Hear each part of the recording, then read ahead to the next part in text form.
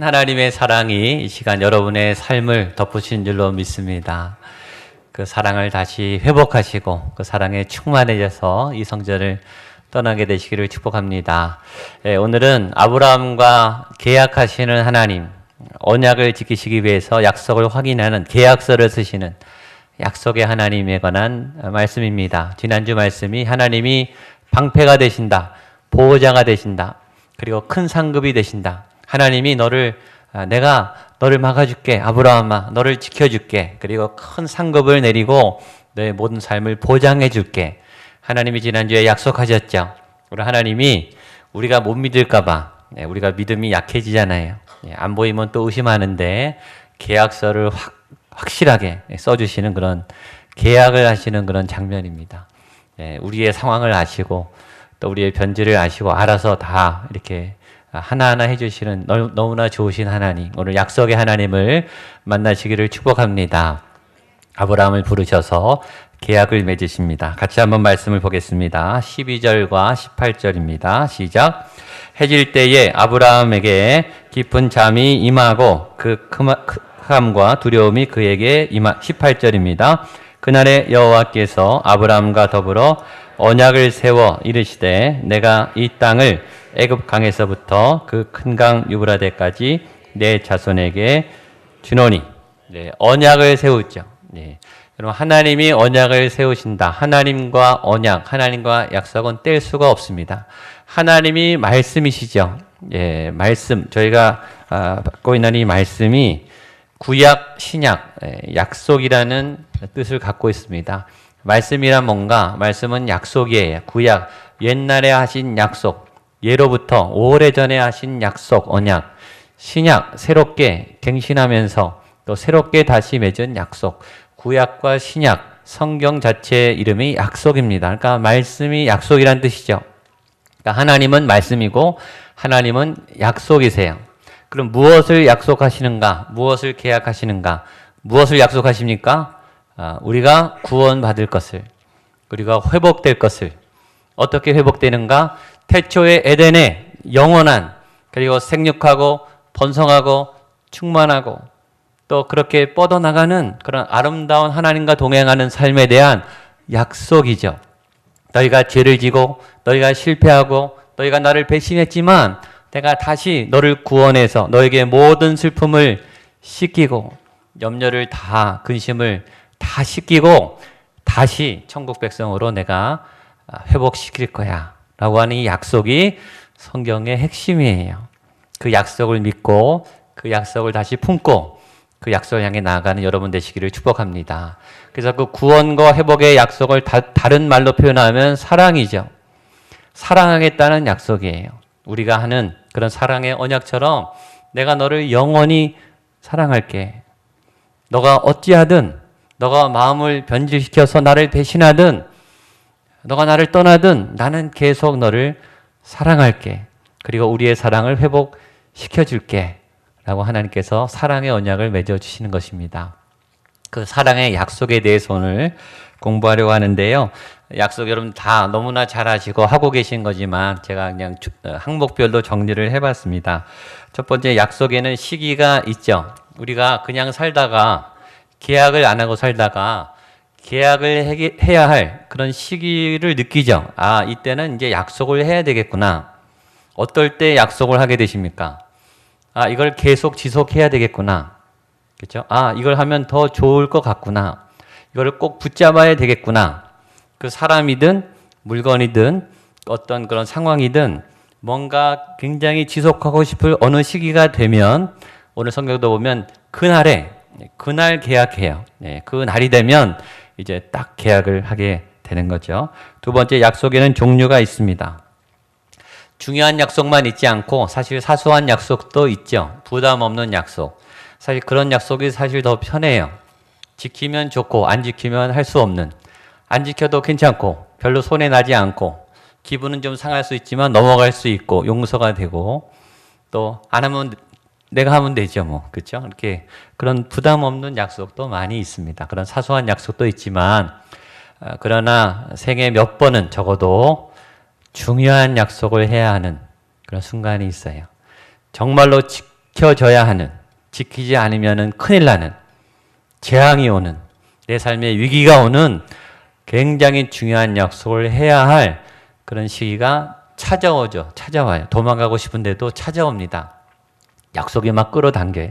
하지 않을 수 없는, 왜냐하면 내 생과 아주 중요한 무언가가 달려있기 때문에 하지 않을 수 없는 그런 약속의 순간을 만나게 됩니다. 그러면 약속은 왜 하는 것일까요?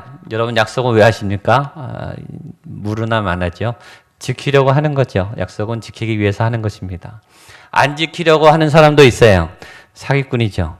거짓말하는 사람입니다. 이 악한 의도로 약속하는 분도 분명히 있어요. 그러나 대부분 우리는 반드시 지켜질 것을 믿고 지켜지기를 희망하는 마음으로 약속을 하게 됩니다. 우리의 삶에는 중요한 약속들이 있어요. 많은 우리 거래처와 또 회사들과 계약하는 이유는 윈윈을 위해서죠. 나도 이득을 보고 당신도 이득을 보는 윈윈하는 계약. 그런 계약이 많았으면 좋겠어요. 여러분들이 하는 그 모든 약속들이 서로가 다 잘 되는 복된 약속이 되기를 축복합니다. 결혼도 마찬가지죠. 결혼은 중요한 언약이죠. 생애 최고의 가장 중요한 사랑하는 사람과 하는 언약이죠. 이게 왜 중요한가? 죽을 때까지 가자는 거죠. 그렇죠? 함께 계속 사랑하자. 내 삶을 맡기고 함께 갈 수 있는 동반자로 선택하는, 죽을 때까지 함께 가자. 너무 중요한 약속입니다. 세례도 약속이라고 했습니다. 근데 세례는 더 중요해요. 왜냐? 결혼은 죽을 때까지 가지만 세례는 언제까지 가요? 영원히 가는 거예요, 이거는. 한 번 예수님하고 결혼하면 그건 영원이에요. 그러니까 더 중요하죠. 여러분, 세례를 꼭 받으십시오. 약속에는 대상이 있습니다. 약속은 누구와 할까? 대상은 많습니다. 친구도 있고, 지인도 있고, 거래처도 있고, 또 교회 안에 우리가 많은 서약을 하면서 사역자로 부름을 받죠. 교사로 헌신하고, 또 안수집사로 헌신하고, 장로님으로 헌신하고, 권사님으로 헌신하고, 이런 우리의 많은 서약을 합니다. 하나님하고도 서약하죠. 나 자신하고도 약속합니다. 약속의 대상은 많지만, 그러나 공통된 특징은 그 대상은 중요한 대상이라는 거예요. 중요한 약속일수록 우리는 중요한 대상하고 약속을 합니다. 그래서 우리는 약속할 때 신중해요. 그리고 선택합니다. 고민을 해요. 누구와 어떤 약속을 할 것인가. 마지막으로 약속의 내용에 약속할 때 어떤 조건이 필요한가. 일단 당사자들이, 계약자들이 와야 되고, 계약의 내용이 있어야 되고, 계약의 내용에 합당한 그 결과에 대한 예상이 있어야 되고, 만약에 계약을 위반했을 때 처벌 기준도 있죠. 이것이 우리가 하는 일반적인 계약의 약속에 대한 여러 가지 얘기들이었습니다.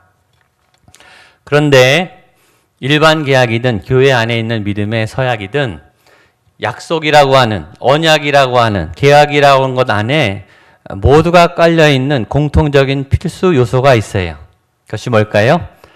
신뢰죠. 신뢰. 신뢰 없이는 약속은 없습니다. 믿음이 없이는, 믿지 않고는 절대 약속을 할 수 없는 거죠. 우리는 믿을 수 있는 대상과 약속하죠. 그렇죠. 믿을 수 없다면 약속하지 않을 것입니다. 믿음과 약속 다 미래형 단어예요. 지금 아직은 모르는 거예요. 나도 지금 지키겠다고 약속을 하지만 사실은 나도 모르는 거 아닙니까? 가봐야 아는 거 아니겠습니까? 근데 그 약속을 확실히 하려고 계약을 하는 거죠. 나도 믿고 상대방도 믿고 이루어질 것을 믿을 때 그 약속이 이루어지는 겁니다. 여러분, 지금 하나님하고 아브라함이 계약을 하는 거예요. 둘 다 믿음이 필요한 거죠. 아브라함이 하나님을 믿는 믿음만 필요한 게 아닙니다. 하나님도 아브라함을 믿는 믿음이 필요한 거죠. 여러분, 우리가 예수님을 믿었어요. 예수님을 구주로 영접했어요. 예수님을 믿은 거죠. 계약을 한 겁니다. 그리고 예수님이 하신 그 모든 말씀도 믿어요. 근데 믿음은 우리의 믿음만 있는 게 아니죠. 누구의 믿음이 있습니까? 예수님의 믿음이 있을 때 이게 계약이 되는 거예요. 그래, 내가 너의 믿음을 받아줄게. 허락해줄게. 우리가 세례할 때, 인직할 때 다 서약을 했어요. 다시는 죄를 짓지 않고, 다시는 세상의 노예가 되지 않겠노라 서약을 했어요. 잘 지켜지십니까? 저도 잘 안 됩니다. 근데 예수님은 계약을 파기하지 않으세요. 계속 믿어주고 계신다는 거죠. 우리가 어겼음에도 예수님은 계속 우리를 믿어주고 계신 그 믿음 때문에 사실은 여기에 계속 있는 거예요. 그렇죠? 한쪽에서 끊으면 계약은 깨지는 거 아닙니까? 근데 우리가 배신하지 않는 한 그분은 계속 가시는 거예요. 그러니까 은혜의 계약이죠. 그래서 우리를 믿어주시는 그분 때문이라도 우리도 약속을 잘 지키셔야 됩니다. 전 여러분이 믿음이 가는 믿음의 사람이 되기를 축복합니다. 믿음이 가는 사람들이 있잖아요. 지난주 목요일 날 저희가 이제 전도서 말씀을 큐티하기 시작했습니다.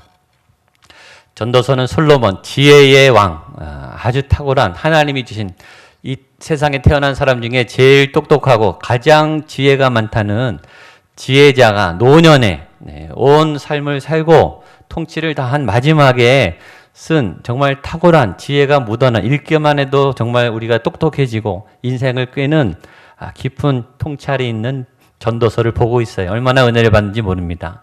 그런데 그 지혜자가 그 지혜를 설명하면서 계속 이렇게 말하는 거예요. 나는 전도자다. 나는 이스라엘의 왕이다. 나는 다윗의 아들이다. 이걸 계속 강조하고 있습니다. 우리 전도서 1장 1절과 1장 12절 말씀을 같이 한번 보겠습니다. 1장 1절 시작. 다윗의 아들 예루살렘 왕 전도자의 말씀이라. 12절 시작. 나 전도자는 예루살렘에서 이스라엘 왕이 되어. 여러분, 왜 이 지혜자가 우리보다 훨씬 똑똑한 이 솔로몬이 내가 이제부터 말씀을 전하고 지혜를 너희에게 설명할 텐데 내가 누구냐? 나는 이스라엘 왕이야. 나는 예루살렘의 왕이고 다윗의 아들이고 나는 전도자야. 나는 설교자야. 라고 왜 강조할까요? 이유가 뭘까요? 나는 자격이 있어. 이 말을 하는 거예요. 나는 하나님이 주신 누구보다 탁월한 지혜를 갖고 있는 사람이야. 나는 이스라엘의 왕이야. 최고 엘리트 교육을 받은 또 모든 나라의 정사 권사를 어깨에 떠매고 있는 책임 맡은 중직자야. 나는 다윗의 아들이야. 이스라엘 최고의 전성기를 구가했던 그 왕의 아들이고 나는 하나님의 지혜를 받은 탁월한 지혜자야. 나는 지금 인생의 마감에 많은 생을 살았던 노인이야. 노인의 지혜와 왕의 권위와 하나님의 지식을 가지고 지금 말하는데 나는 이 말을 할 자격이 있으니까 내 말을 좀 들어주십시오. 내 말에는 진실이 있고 내 말에는 진리가 있으니까 내가 말하는 이 말, 내가 누군지를 기억하면서 내 말을 잘 들어주십시오. 라고 설득을 하는 거예요. 여러분, 어떤 말을 하는가도 중요하지만 누가 말하느냐가 더 중요하죠. 사실은 똑같은 말을 해도 누가 말하느냐가 중요하지 않습니까? 요새 오디션 프로그램이 많고 콩쿠르가 많죠. 청중들이 박수를 쳐주죠. 감동을 해요.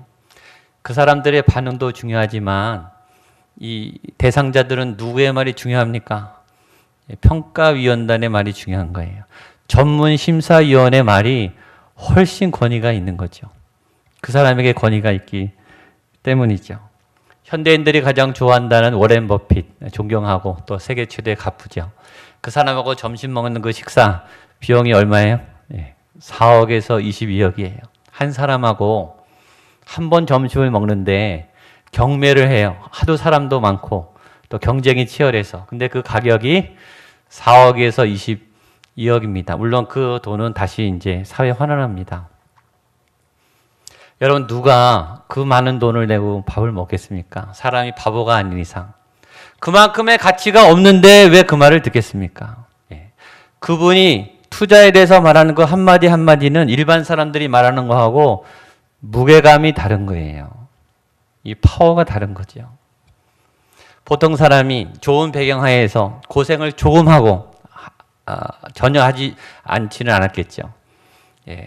성공한 삶을 살고 또 대학 교수가 돼서 강단에서 고난에는 의미가 있습니다. 고난을 잘 이겨내겠습니다. 이런 말을 하는 것하고 팔다리가 없는 닉 부이치치가 수많은 자살을 시도하다가 그 극적으로 바닥에서 하나님을 만나서 다시 일어나서 고난은 유익입니다. 술 취한 음주운전자에게 차가 부딪혀서 온몸에 화상을 입고 꽃다운 나이에 온몸에 전신으로 화상을 입고 성형수술을 몇십 번 하고 지금도 아침마다 진물을 짜내면서 하나님의 복음을 전하는 우리 이지선 자매님, 그 자매님이 말하는 고난은 유익입니다. 고난은 의미가 있습니다. 이 말은 강도가 다른 거예요. 누가 말하는가, 어떤 메시지를 전하는가도 중요하지만 누가 그 말을 하는가. 여러분, 사람이 메시지죠. 여러분이 말을 따라서 다른 사람이 따라다니는 게 아니고 저와 여러분이 어떤 삶을 살았는가를 따라서 그 사람들이 보는 거죠. 그 사람의 삶이 믿음이 안 가는데 그 사람이 말한 그 입이, 그 말이 어떻게 믿음이 가겠습니까? 우리가 교회를 다닙니다. 예수님을 믿어요. 교회 출석을 해요. 교인이에요. 크리스찬 멤버예요. 근데 내 삶에 예수 그리스도가 하나도 안 보이는데 예수님을 믿으라는 그 말을 누가 믿고 교회에 오겠냐고요. 내 삶에 말씀대로 살아가는 행실이 하나도 없는데 누가 내 말을 듣고 교회에 오겠냐고요. 내 말에 희생이 하나도 없는데 희생하십시오, 그 외침이 어떻게 다른 사람의 영혼을 터치하겠습니까? 내 삶에 감사가 하나도 없는데 기뻐하라, 그 말이 무슨 의미가 있겠습니까? 여러분, 예수님의 메시지는 2000년이 지난 지금도 온 세계에 울림이 돼요. 지금도 잃어버린 영혼을 깨워요. 예수님의 메시지는 왜 이렇게 강력한 것입니까? 그가 하나님의 아들이기 때문입니까? 그가 능력이 많아서입니까? 아니에요. 그분은 그렇게 사셨어요. 그렇게 희생했어요. 그렇게 사랑하셨죠. 피를 뿌려가면서, 배신하는 제자들의 발을 씻겨가면서 온 인류의 십자가의 고통을 죄 없이 다 당하면서 그 삶을 사셨기 때문에 그분은 믿을만 한 거예요. 그러니까 그분의 말은 믿는 거죠. 믿음이 가니까. 오늘 말씀이 우리에게 교훈을 줘요. 말하기 전에 믿을 수 있는 사람이 돼야 되겠다. 삶으로 말할 수 있는, 말하기에 자격이 되는 그런 말씀의 사람이 돼야 되겠다. 이 말씀이 도전하고 있지 않습니까? 우리 옆에 분에게 한번 이렇게 축복하시죠. 믿음을 주는 사람이 됩시다. 믿을 수 있는 사람이 됩시다. 아멘. 예, 우리의 삶이 믿을 수 있어야 하나님의 통로가 되지 않겠습니까? 그 믿음이 가는 하나님께서 아브라함에게 약속을 하시는 겁니다. 18절입니다. 시작. 그날에 여호와께서 아브라함과 더불어 언약을 세워 이르시되 내가 이 땅을 애굽 강에서부터 그 큰 강 유브라데까지 네 자손에게 주노니.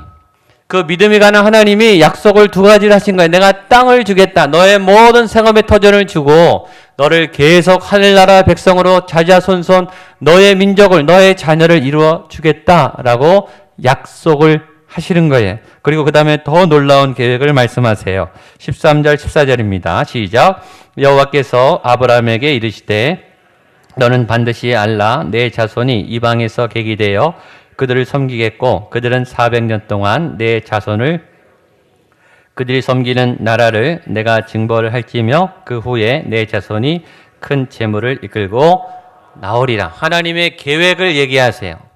왜냐? 하나님도 아브라함을 이제 믿으니까, 사랑하니까, 사랑하는 사람에게 비밀을 알려주죠. 믿음이 가는 사람에게 계획을 쫙 설명하지 않아요. 몇천 년 계획을 아무에게도 얘기하지 않은 그 비밀을 아브라함에게만 풀어주세요. 내가 너를 애굽에 가게 해서 거기서 인큐베이터에 넣어서 아주 어마어마한 민족으로 크게 세울 거야. 그리고 다 애굽을 탈출하게 시켜서 이 가나안 땅에 다시 민족을 세울 거야. 라는 굉장히 어마어마한 엄청난 비밀을 알려주세요. 저는 여러분들이 그 하나님의 계획을 듣고 하나님의 놀라운 미래를 계시받는 그런 믿음의 사람이 되기를 축복합니다. 또 하나의 비밀을 알려주세요. 15절 16절입니다. 시작. 너는 장수하다가 평안히 조상에게로 돌아가 장사될 것이요 내 자손은 4대 만에 이 땅으로 돌아오리니 이는 아모리 족속의 죄악이 아직 가득 차지 아니함이니라 하시더니, 첫 번째는 큰 민족의 이 장래의 역사, 이 큰 획을 얘기하시고, 두 번째는 아브라함의 개인적인 미래를 얘기해 주세요. 여러분, 사실 역사도 중요한데 내가 더 중요하죠. 사실은 내 앞길, 내 생존, 내 미래가 더 중요한데 하나님이 그것도 알고 알려주시는 거예요. 아브라함아, 너는 평안하게 죽게 될 거야. 내 앞길은 평탄하게 될 거야. 개인적인 미래도 알려주세요. 개인적인, 오늘 믿음 가운데 설 때 하나님이 개인적인 은밀한 여러분의 비밀도 알게 되기를 축복합니다. 그리고 계약식을 이제 하는 겁니다. 17절로 21절 보겠습니다. 시작.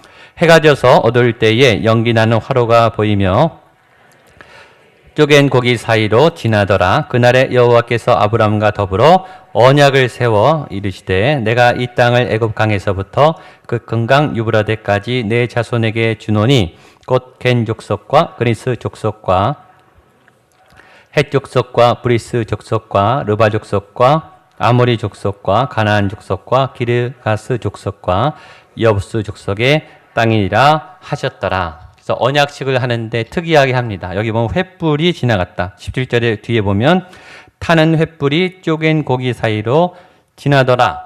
횃불은 하나님의 임재를 상징합니다. 그러니까 하나님이 횃불로 내려오셔서 계약을 이루셨다라는 거예요. 이 계약이 하나님과 맺은 계약이다. 두 번째, 쪼갠 고기 사이로 짐승을 반을 쪼개서 죽여서 양쪽으로 이렇게 제쳐놓고 그 사이를 계약 당사자가 지나간 거예요.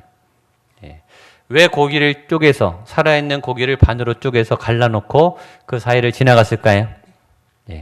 약속을 어기면 어떻게 된다? 두 쪽 난다 이거예요. 너 생명이 이렇게 된다. 죽음을 각오하고 무조건 지켜라. 이 약속입니다. 그러니까 굉장히 중요한 약속인 거죠. 계약의 당사자가. 그러니까 이 목숨을 걸고 지켜야 되는 약속이라는 뜻입니다. 근데 세 번째 이상한 게 있습니다. 성경에 보면 타는 횃불이 쪼갠 고기 사이로 지나더라. 아브라함이 지나갔다는 얘기가 없어요. 이상한 계약인 거죠. 누구만 지나간 거예요? 하나님만 지나간 거예요. 무슨 의미입니까? 하나님만 지키는 언약이 된 거예요. 불리한 계약이죠. 일반 계약이, 쌍방 계약이 아니라 아브라함하고 같이 지나간 게 아니고 하나님만 지나간 거예요.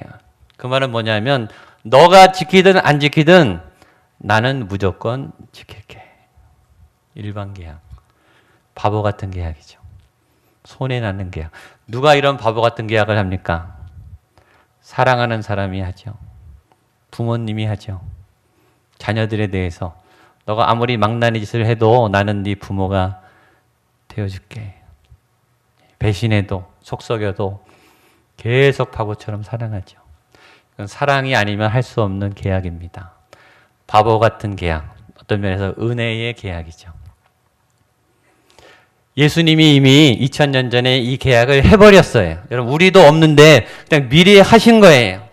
니네가 어떻게 살든 니네가 나에게 오면 무조건 다 용서해 줄게.